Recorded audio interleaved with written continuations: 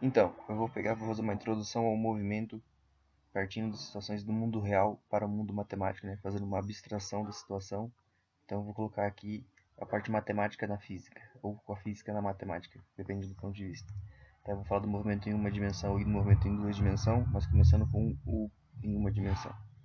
A primeira coisa que a gente tem que fazer é abstrair aquilo ali, certo? Igual considerando esse cara aqui em cima do slackline, a gente vai abstrair a imagem e transformar numa coisa que represente aquilo, né? Igual essa fotinha aqui pode representar muito bem. Tinha um cara em cima de uma corda andando e tinha uma luz de fundo e tudo mais. O que a gente faz na física é pegar e abstrair ainda mais. Aquilo ali vai acabar virando apenas um ponto, certo? E esse ponto ele vai caminhar por aquela linha, que é para a esquerda e para a direita. E isso é o movimento em si, e para isso acontecer, a gente tem que pegar todo o universo e colocar ele apenas naquela linha, e isso vira um tratamento matemático do universo, uma coisa que represente só aquilo, não que seja aquilo em si, né?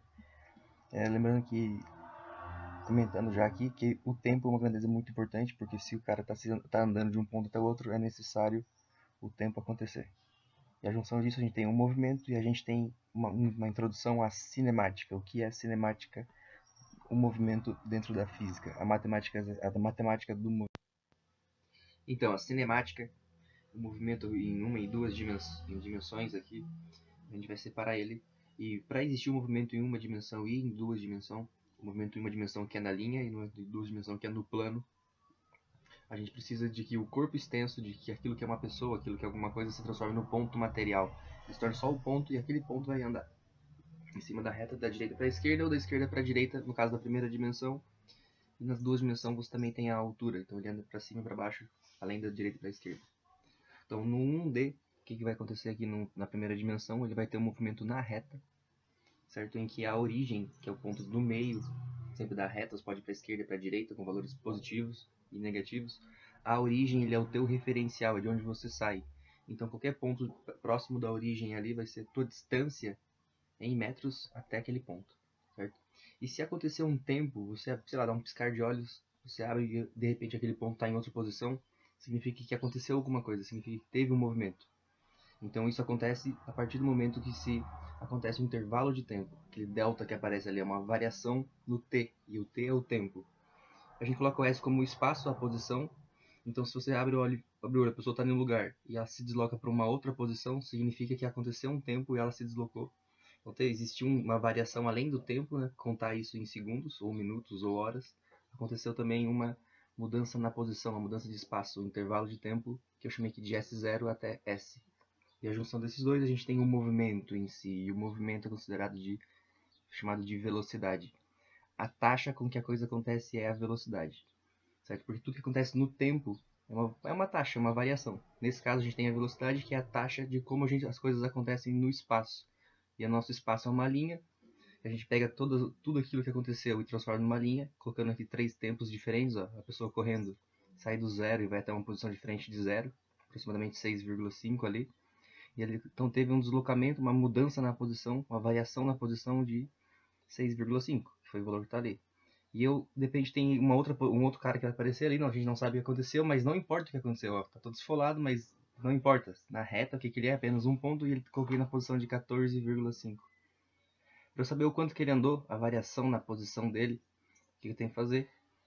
Calcular aonde ele estava, que era 6,5 no começo, né?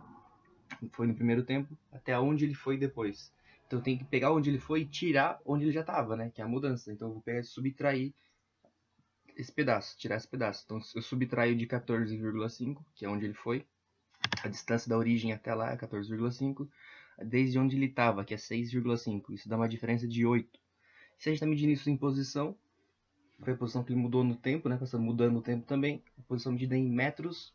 E o tempo que ele vai ser? O intervalo que ele mudou de um lado para o outro. Seria você da origem vendo esse cara mudar para frente duas vezes, né?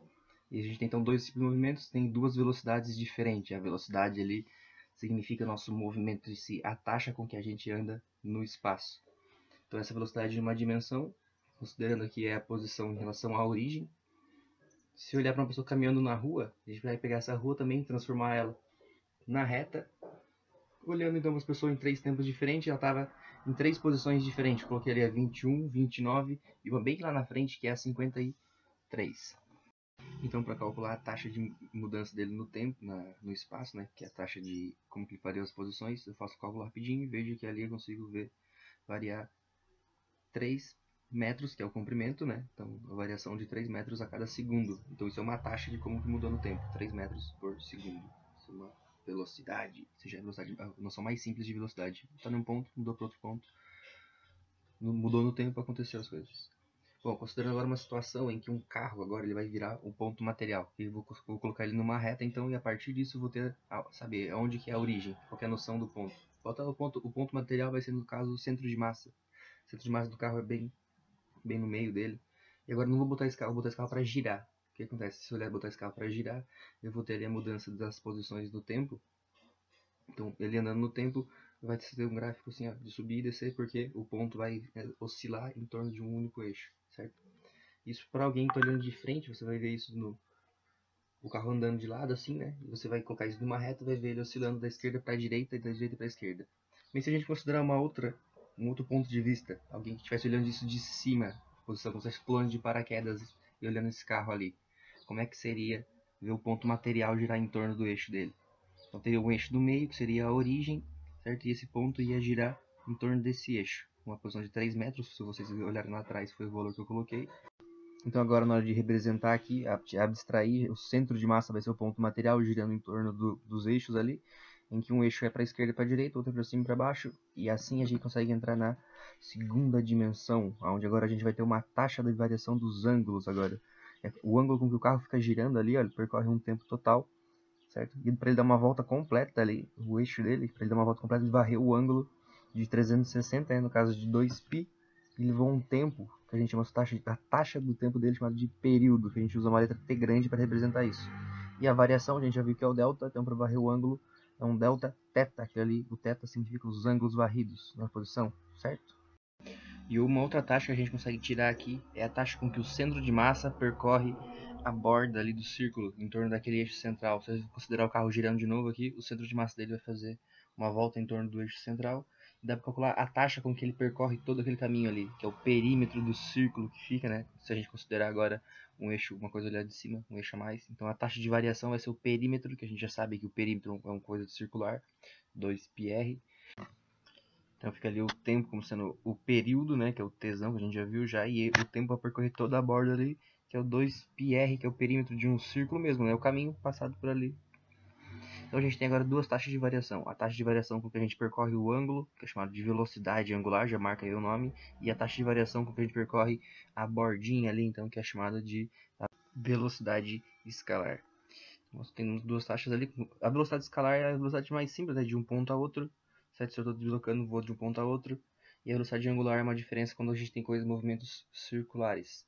Tá? Então, mas além da primeira dimensão, a gente tem a segunda dimensão, que a gente consegue tratar o movimento agora. Além dele ter o comprimento, ele vai ter uma altura, certo? Eu usei a velocidade angular ali, mas eu podia ter falado muito bem de uma coisa com altura, um salto, por exemplo. Se a gente voltar para aquela situação ali dentro da cinemática, né? Que é eu abstrair então todo o corpo, vou fazer ele voltar a ser o ponto.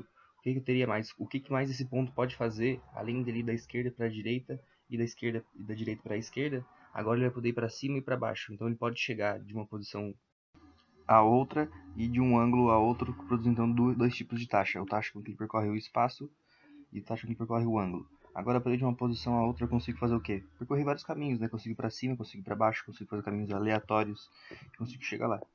Então mudei a posição. Essa posição, essa dimensão nova, ela ganha de altura, eu consigo observar mais movimentos. Porque o 2 dele me dá uma dimensão, mas é muita coisa. Parece que não, mas é muita coisa que a gente consegue tratar mais. Como movimentos oscilatórios, em que eu distribuo a energia ao longo do caminho em vez de distribuir o ponto material. Então agora eu estou interessado no como a energia muda de posição. Então eu vou ver a taxa com que a energia percorre a posição. Eu posso usar a mesma fórmula da velocidade, que é o movimento, em que ela percorre da mão do cara até a parede, né? Coloquei ali, distribuí ela entre a partezinha de baixo, que é o vale, a parte de cima, que é o pico, certo? Então eu criei movimentos repetitivos com ele balançando a mão. Esse movimento, ele distribui a energia em ondas. São movimentos periódicos, em que ela tem um comprimento específico, que é o comprimento dessa onda, e um tempo específico que ela acontece de um lado até o outro, que é o período, igualzinho a gente tinha período no movimento circular, que ele se repetia, lembra? Então dentro dessa onda eu tenho o movimento dela subindo e descendo, e se ela sobe e desce em movimentos mais curtos, a gente tem uma frequência maior na onda. Isso faz com que o comprimento dela fique mais curto, ela sobe e desce com mais frequência. Então o cara balançou a mão e subiu mais vezes.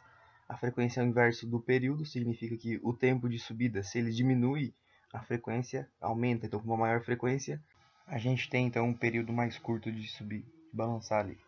Certo? Então a velocidade, que é a taxa de variação, a taxa com que o comprimento da onda é passado de uma onda para outra, ela fica com a taxa, que é a velocidade, que é o comprimento, vezes a frequência, que essa frequência é medida em Hertz. Foi Hertz que mediu essa frequência.